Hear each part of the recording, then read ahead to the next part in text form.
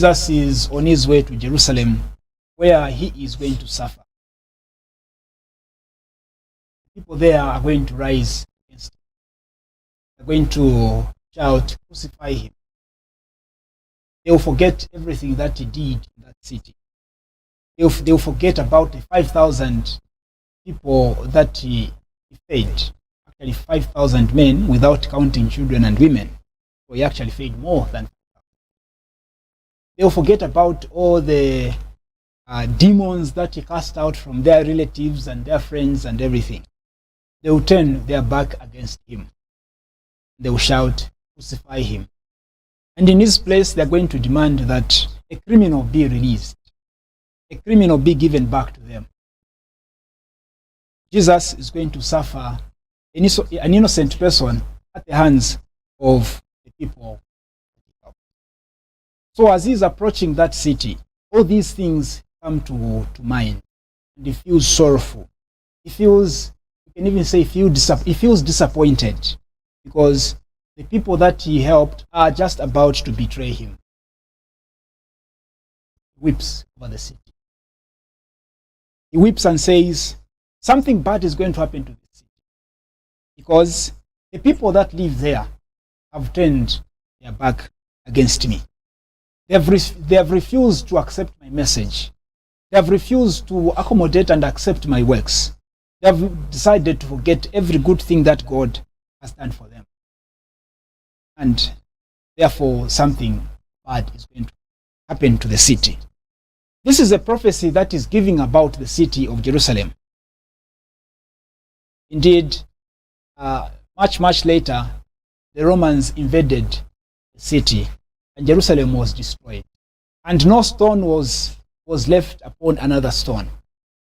And the most important element of the city, which is the temple, was destroyed for the second time. Everything brought down to nothing.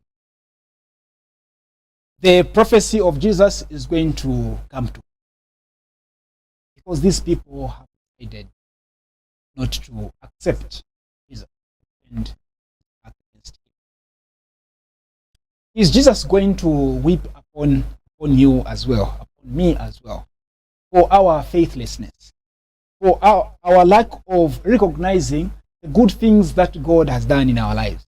Is Jesus also weeping upon you and saying, no stone is going to be left upon another stone, because you are going to find yourself in eternal damnation?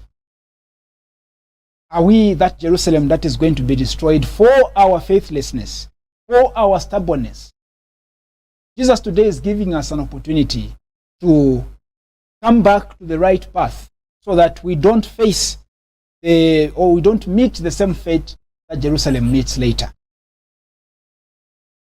They say that the biggest sin that one can ever commit is forgetting the goodness of God in one's life. When you forget the goodness of God in your life, that becomes the biggest sin that you can ever forget. Because forgetting the goodness of God means that God is no longer important to you anymore. What is important at that particular time is something else. In other words, God has been replaced in your life by something else. It could be anything can replace God in your life. In fact, that is what becomes idolatry. That is what becomes idol worship. When an element, an object, or anything, a lifestyle, replaces God in one's life. And because of that, many people have forgotten about the goodness of God in their life. Many of us want to come to God and ask for help, ask for graces when we find ourselves in problems. That is the only time that we know prayer.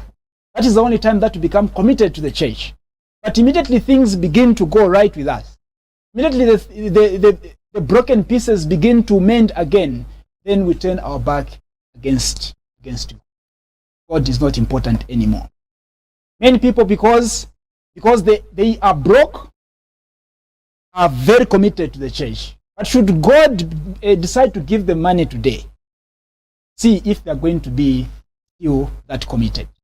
We have seen some people that have become too busy to come to church because now they have to attend to many of their businesses. If I don't go to my business, maybe my business is going to go down. I'll come to church when I have time. I'll come and and accompany you to the hospital to visit the sick when I have time. Otherwise, these days I am quite busy. I'm traveling a lot. I'm traveling in and out. I'm in Johannesburg. I'm in China. I'm in what? Because now they are doing fine. But should all these businesses begin to go down, then you're going to see them spending hours and hours before the Blessed Sacrament.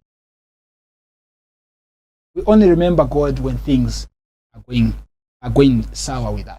But immediately God gives us the grace that we need, then we forget him. Is Jesus weeping upon you as well because you have forgotten God in your life? Is Jesus looking at you and saying, you are turning your back against God?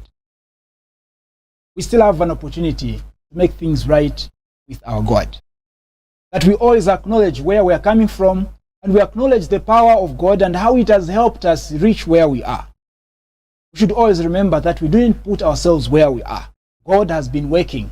God has been supplementing the efforts that we have been making, and that we should never forget. If we forget, then maybe woe to us as well. Maybe doom is awaiting us as well. Jesus doesn't want us to reach that end, that destination that Jerusalem as a city meets. He doesn't want us to reach that fate. He wants us to make things right with God right now. If we are turning our back against him, that we begin to come back and recognize his presence in our lives. It doesn't matter, poor, rich, or somewhere in the middle, it does not matter. Whether we have a status to talk about or no status, we have titles attached to our names or no titles, all that doesn't matter. It is important that whether in good times or in bad times, we always remember the goodness of God in our lives. We always come back to him, to adore him, to pray to him, to ask even for more graces. We could be very busy, yes. We could have so many meetings to attend to, yes. We could have so many businesses to run, yes. All those things, it is God that has given us. And once we turn our back against him because of our busyness, then probably doom is awaiting us as well. We pray for ourselves that the destruction that Jerusalem as a city meets because of the people in that city forgetting about the goodness of God may not be the destruction that we meet as well. But we may avoid that destruction.